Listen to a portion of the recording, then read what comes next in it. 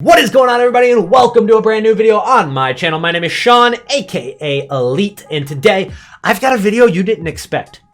I'm going to be praising EA for the things that they got right in FIFA 20, some things that I want to see in FIFA 21 carried over from FIFA 20. Now, don't get me wrong, this is one of the worst video games created of all time. It's not even the worst FIFA. FIFA 19 was the worst FIFA, and even FIFA 16 was probably worse, but it's gotta be the worst back-to-back video games in franchise history for FIFA, maybe any video game franchise in history. FIFA 19 and FIFA 20, having those go back-to-back, that is embarrassing from EA. Absolutely terrible games. I've never played gameplay that is more boring than FIFA 20. Just absolute snooze fest this year. But that's not gonna be what most of this video is about. Most of this video is about the things that they have done right and things that they should carry through to FIFA 21. Now, obviously, this is all my opinion, but most of these are pretty undebatable.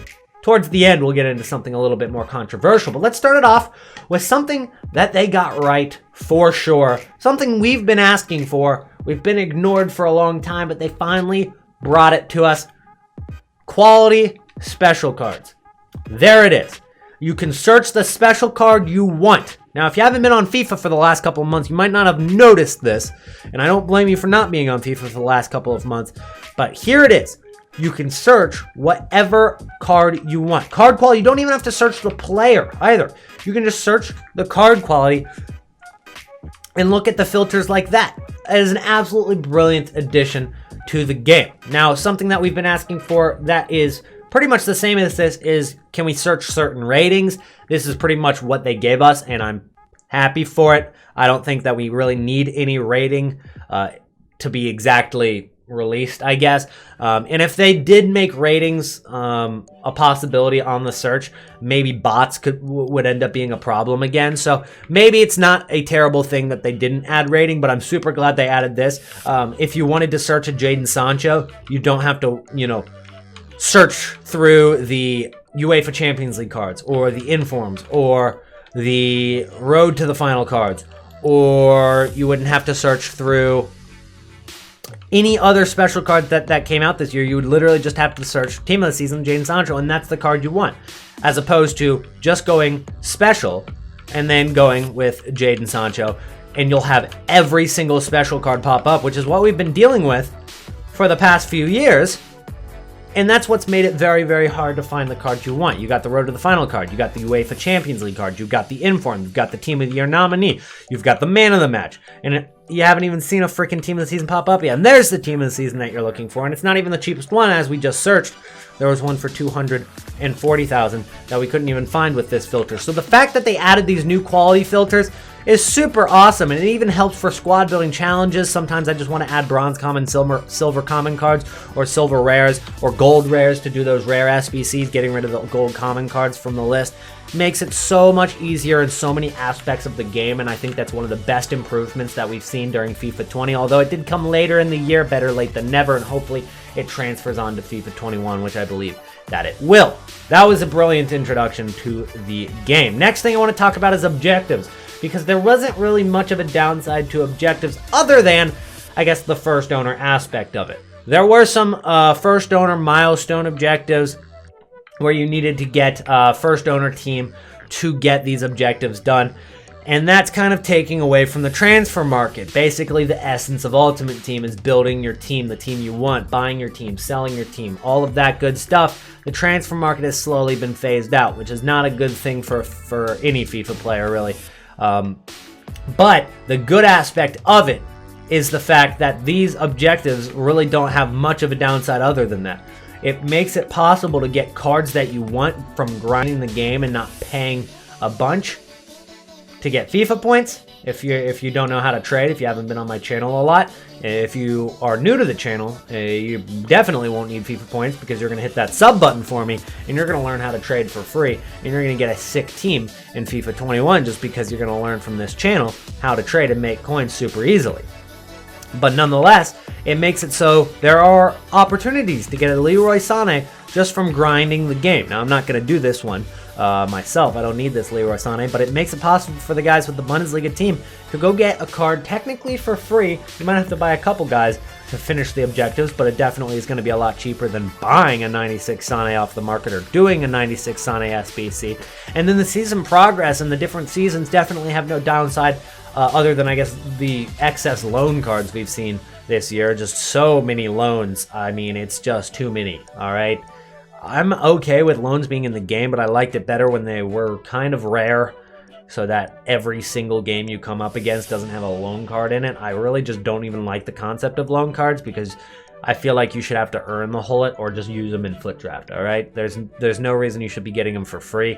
But there are a lot of good aspects of this. I mean, getting packs in return for playing the game, it makes you want to grind the game. It makes you want to try to get some of these more exclusive players out of the storylines, like Douglas Costa, like Bailly. And towards the latter end of the year, level 15 or somewhere in the middle has been giving good cards. Not only the end, where you have to literally no life the game to try to get 100,000 points just to get one of these cards that were going to be irrelevant in a month or two.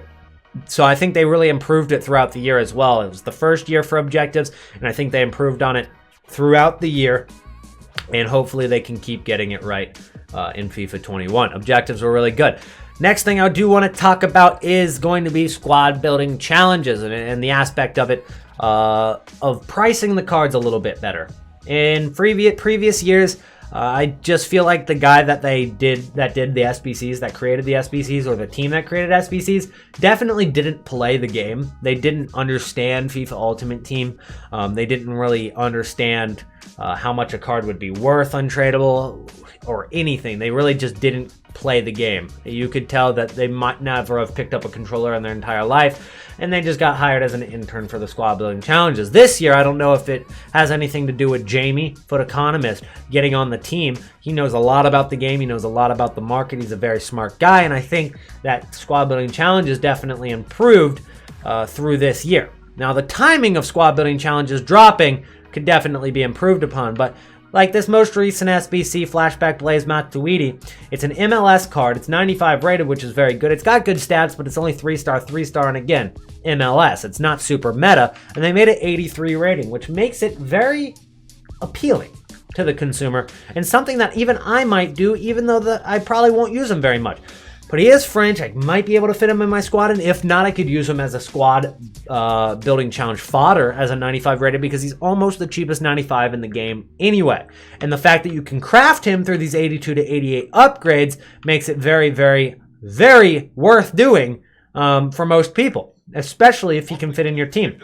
Same thing for Ferran Torres, another 83 rated card. It's reasonable. And they've been dropping a ton of good SBCs towards the end of this year. You could argue that in the middle of the FIFA cycle, back through January through May, where it was probably the worst era of FIFA 20, was during that time, that they weren't dropping valuable squad building challenges. But overall, it's been an improvement from previous years. And another good aspect that's brand new is dropping the player SBCs that are out permanently.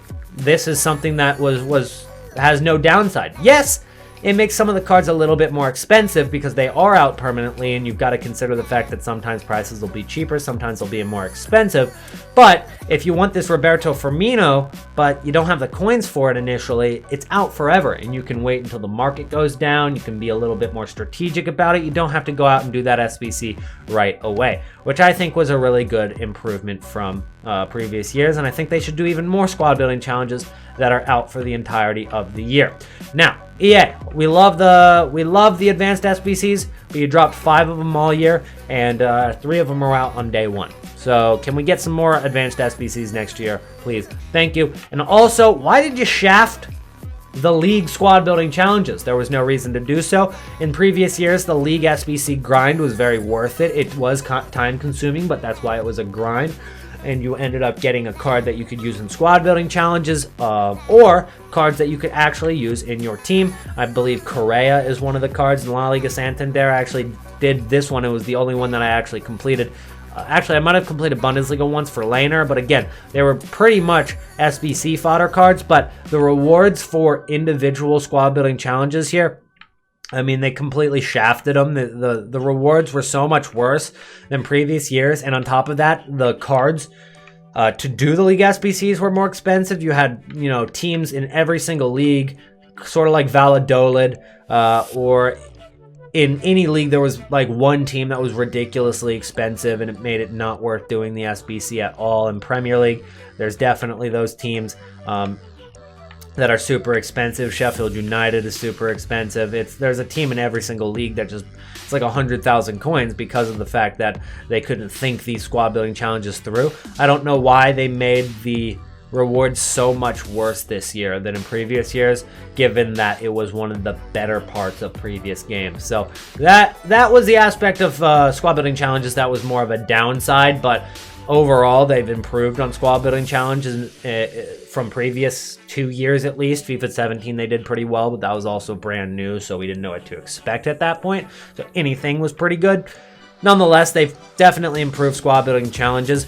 Now, before we end the video, I got a couple more things to say. One of the things about gameplay, yeah, I know, gameplay was terrible this year.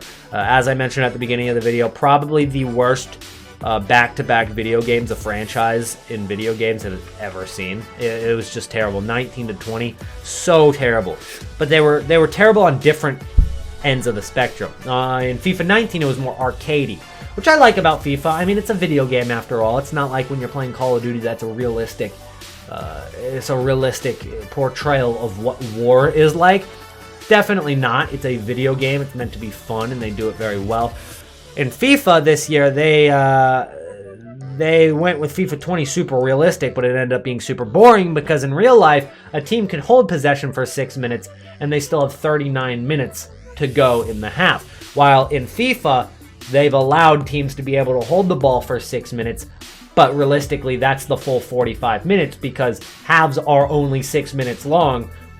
The time just goes quicker in FIFA. You know, 45 minutes in FIFA is just 6 minutes. And they've made it possible for a team to just pass the ball back and forth and shield and use their lone Cruyff and lone Hullet and lone R9 and lone Pele to just shield the ball and hold it for 45 minutes, because that literally happened to me yesterday playing FUT Champions.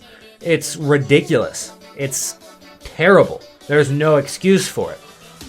But in FIFA 19, what you saw was La Croqueta, La Croqueta, La Croqueta, El Tornado, cross, flashback, Ibrahimovic, header into the goal. Absolutely no skill involved in it whatsoever. It was also terrible. But some things they did fix this year. One, goalkeeper rebounds. You shoot the ball at the goalkeeper, even at the beginning of the year before they patched it, the goalkeeper would just parry it to another attacker so that he could tap it in. And that happens every single FIFA up until 20. They fixed that. The goalkeeper saves the shot most of the time. He sends it wide. The attacker doesn't attach to the ball immediately. That was a good improvement. Another good improvement, headers got nerfed hard. They might have gone too far, but it's better for headers to not be good at all than to be overpowered, because cross and inshallah, there's no skill involved whatsoever. So I'm glad that they nerfed it, because just running down the wing and crossing it in like it's FIFA 14 or FIFA 19, it's not that fun because it's no skill and you're just trying to get lucky with a cross and a header from flashback Ibrahimovic 18 yards out that a goalkeeper somehow can't save. I don't understand why that never got patched in FIFA 19, but they did in FIFA 20. So there were some aspects of FIFA 20 that I hope stay for FIFA 2021. But for the most part, I think everything changing would be great. I think headers should still not be very good unless there's, a lot of skill involved in aiming the header and stuff like that. Headers got to be bad. Headers got to be bad because it's just no skill involved. And having a skill gap is important to having fun in a game, because if you're dominating the game in dynamic difficulty and headers are coming into play, then you're not going to have too much fun with that, because you could be much worse player and end up winning, and that's not fun. Knowing you're the worst player, you end up winning, and it's even worse when you're the better player by a long shot and you end up losing because EA said fuck you, and that's why. Basically, there are some aspects of gameplay that I don't think should be overlooked that were good, but overall gameplay was pretty terrible this year. That's going to be it for today's video. There were some good aspects of this. And one more thing that I do want to mention, I forgot to mention it, is this year they've made it so you get 400 division rival points when you play a FUT Champs game, which takes out the most toxic part of the game. The most toxic part of the game is losing a game and getting nothing in return. And let's not act like the 300 coins you get for finishing a game is anything EA. You finish a FUT Champions game. Not only did you lose, which sucks, but you also just wasted your time because there's literally no reward for losing a FUT Champions game. And on top of that, some of the objectives made it so you had to win, so you're not making any progress for the objective either. So I think there should be more objectives for scoring goals, because even if you lose, you're making progress on your objective. So I think they should definitely keep that in mind, that if you lose, you should still be getting progress for grinding the game. You should still be getting something in return for grinding the game, even if you lose. And they did add that this year in FUT Champs. You lose a FUT Champs game, you get 400 division rival points, which means that you still get something in terms of rewards that gets better. So that aspect needs to carry on and even go even farther. That concept, that idea needs to go even farther into FIFA 21. That'll take out a lot of the toxicity. If you're losing a game, but you know you're still getting rewarded for playing the game, you're not going to be as angry. You're not going to be as mad at the game. You're not going to be as annoyed. And I think that that can improve the FIFA franchise a ton. And that can improve the game a ton. So FIFA 21 needs to include more aspects of playing the game and getting rewarded for it. Like last week, they had a TOTS objective to where you had to play 10 squad battle matches or play 10 rival matches. You didn't have to win them. You just had to play them with certain people in your team. That is the stuff that people want to see. Anyways, guys, thank you so much for watching, guys. Please keep an eye out for the ones to watch trading guide. It's the first big trading guide for FIFA 21. It'll be dropping on the channel in a couple of days. You don't want to miss it. Nonetheless, guys, thank you so much for watching. My name is Sean, aka ELYYT, and I will see you guys in the next one. Peace out.